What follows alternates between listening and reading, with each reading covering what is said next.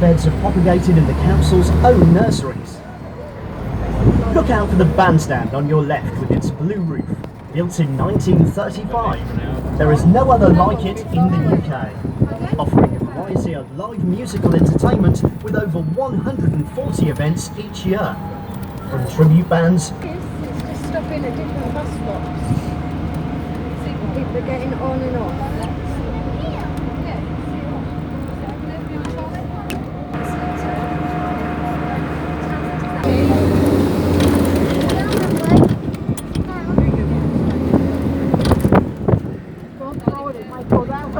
Building on top of the hill is the Wish Tower, number 73 of Martello's 74 towers, built along the coastline from Folkestone to Seaford to protect from invasion by Napoleon. Below the Wish Tower, nearer to the road, is the first permanent lifeboat museum in the world. Built in 1822, 2 years before the Royal National Lifeboat Institute was founded. When the first lifeboat came onto the scene in Eastbourne, it was given by the well-known local John Fuller, Mad Jack. The boat, known as the Rose, served until 1863. This is the stop for the Wish Tower and Lifeboat Museum. There's the bunny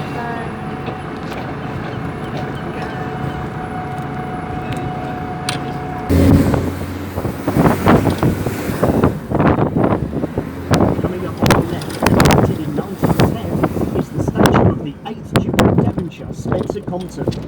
He was a mayor of Eastbourne. On the 13th of May 1874, Eastbourne announced local resident William was proposing to build a magnificent hotel with a 400-foot frontage at a cost of £50,000. The result was the Grand Hotel, which is the large white building set back on your right. This is the only 5-star seafront hotel in the country. When the Grand Hotel opened in 1877, there was only 6 bathrooms to serve 200 rooms. Chambermaids had to carry hot water to the bathrooms twice a day. Many famous people have stayed here. Yeah. Eastbourne had one of the very first municipal bus services in 1903. The earliest buses had an open driver's cab with no number plate. They were painted in red and brown livery. You will soon be able to see the white cliffs, rising to almost 600 feet, coming into view on the left. The cliffs known as Beachy Head is said to be derived from the old French beau chef, meaning beautiful headland.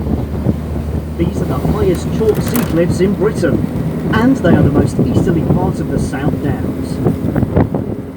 Below on your left are the Holywell Gardens, a wonderful sun trap with rockeries and a tea chalet, and lawn bowls overlooking the sea.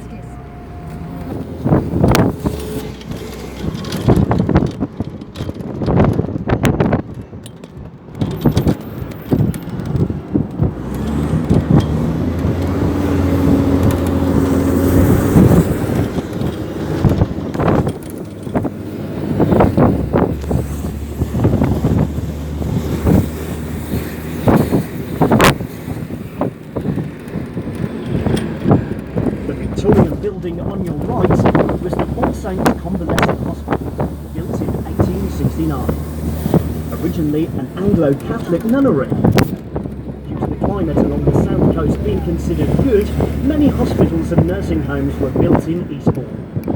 Since closing of the hospital in 2004, the chapel is used for wedding and dinner venues. On your left are the Italian Gardens. These are unusual secluded lawns with a seated wooded amphitheatre carved out in the cliff face. Duck your head. No, not you. I will. I promise I won't order you. No, she says duck your head.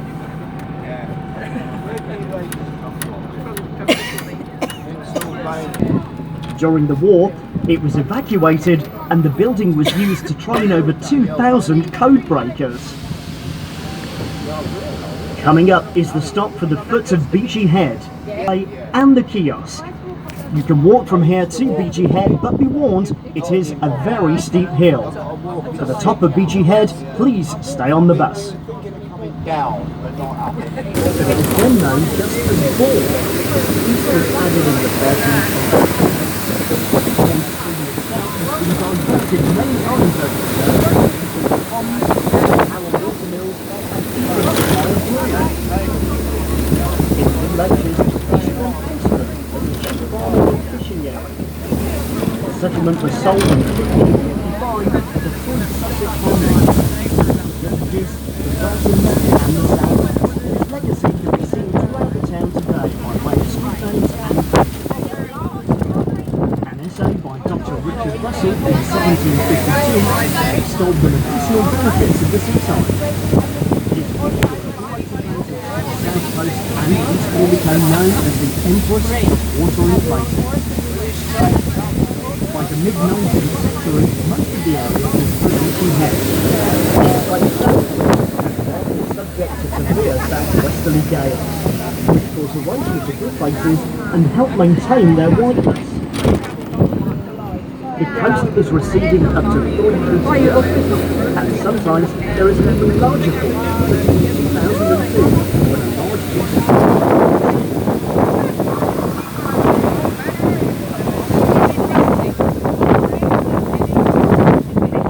piece of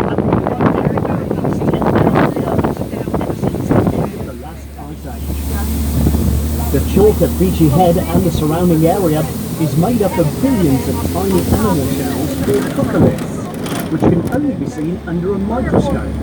So small you could fit around 1,000 of them on a pinhead. You can also see thin black bands in the chalk. These are formed by a chemical process which dissolves into liquid plasma. With this plastic dye, those tiny spherical fragments combine themselves into the chalk and form pink modules. This is one of the most beautiful rocks man has ever found. It's an extremely hard mineral, and when struck, breaks into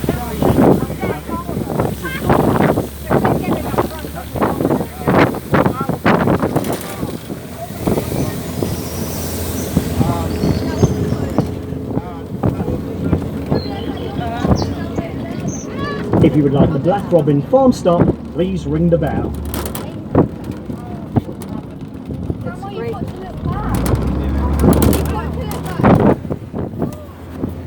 As we trundle along the top of the dam, it no longer functions.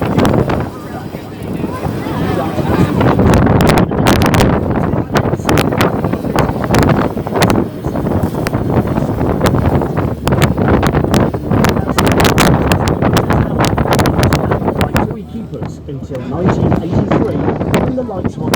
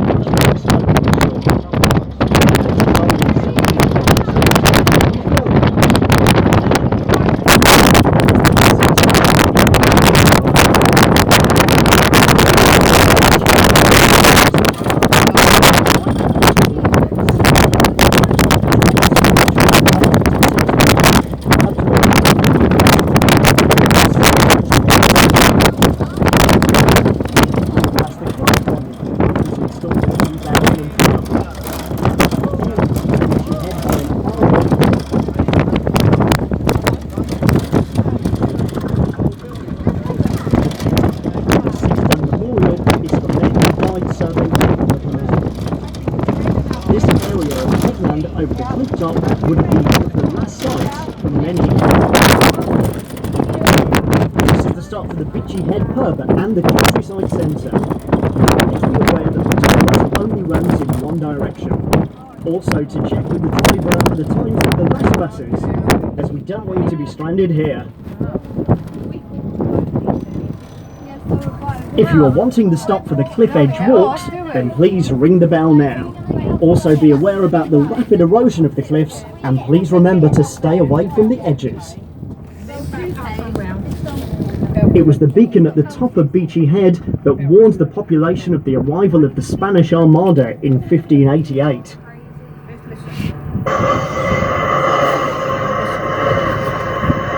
Look out at the sea on a clear day, and you will see the story building.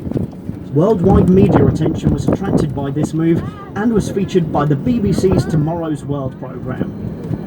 The Beltute Lighthouse was built in 1832 and came into operation in October 1834, later being decommissioned in 1902. James Purves Stewart bought the lighthouse.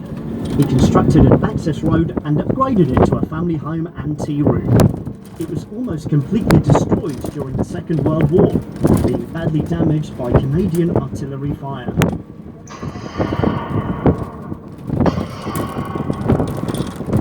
Although the lighthouse was not the target, the guns were firing at wooden silhouettes of tanks. These run up the hill along to the east of the building. A trace of the railway tracks is still visible today. In 1986, the BBC purchased the lease to the Beltute for filming of a mini-series, The Life and Loves of a She-Devil. And a year later, it featured in the James Bond film, Living Daylights. In 1996, the lighthouse was used as a family home. Then in 2010, the bell appeared on Channel 5's Life in the Country, showing how it was converted into a bed and breakfast that is still in use today. This is the stop for the Beltute Lighthouse.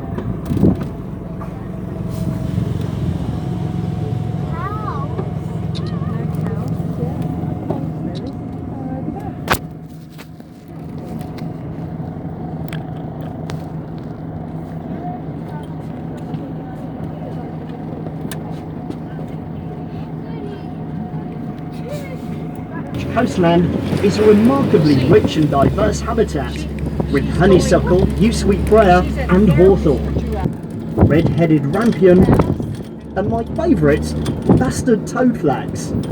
We are now continuing to Berlin Gap, where there is a staircase which will take you down to see panoramic views of Seven Sisters. The present staircase was installed in 1996, replacing an earlier damaged structure.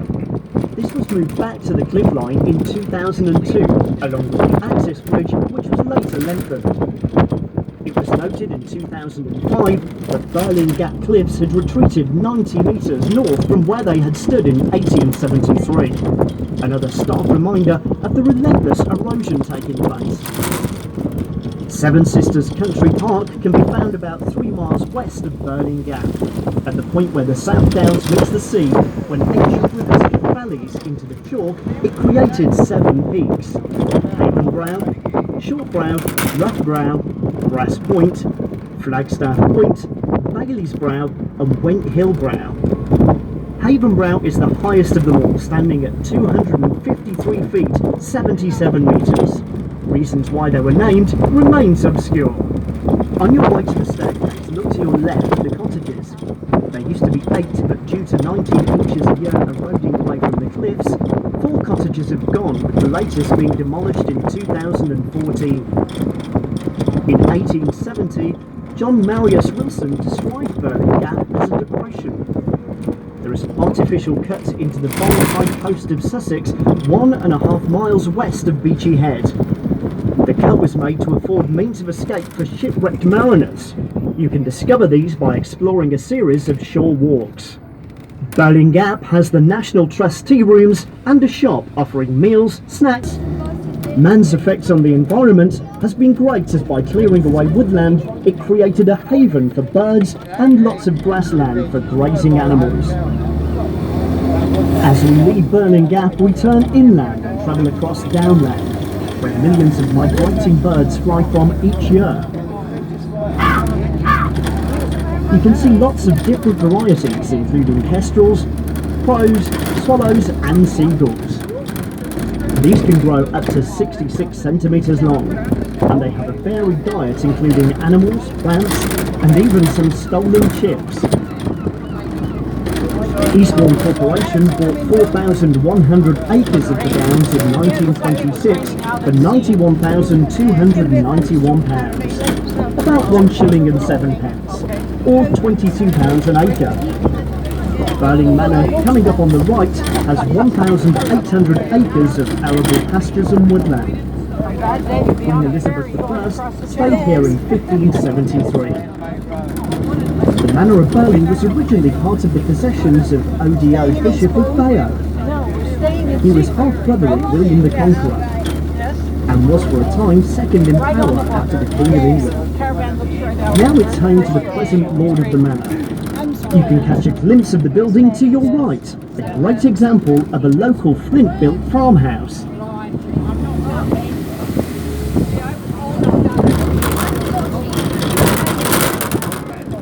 We will pass the site of the now closed sheep centre. This closed in 2015 upon retirement of the Wigmore family.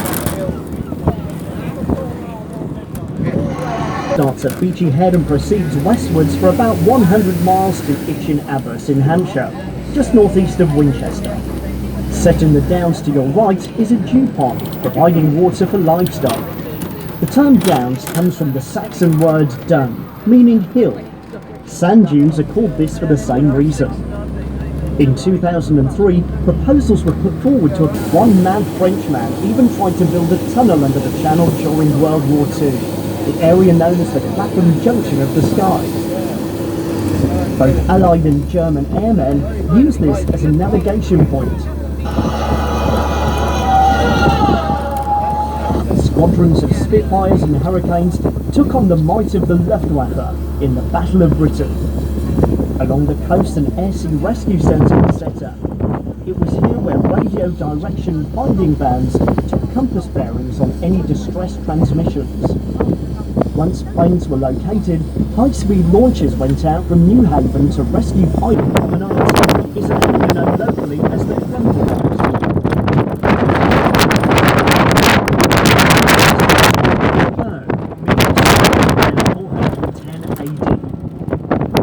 Saxon invaders settled around the street of the burn, which still lies as a dead downland estate. These remains were to be of a 30-year-old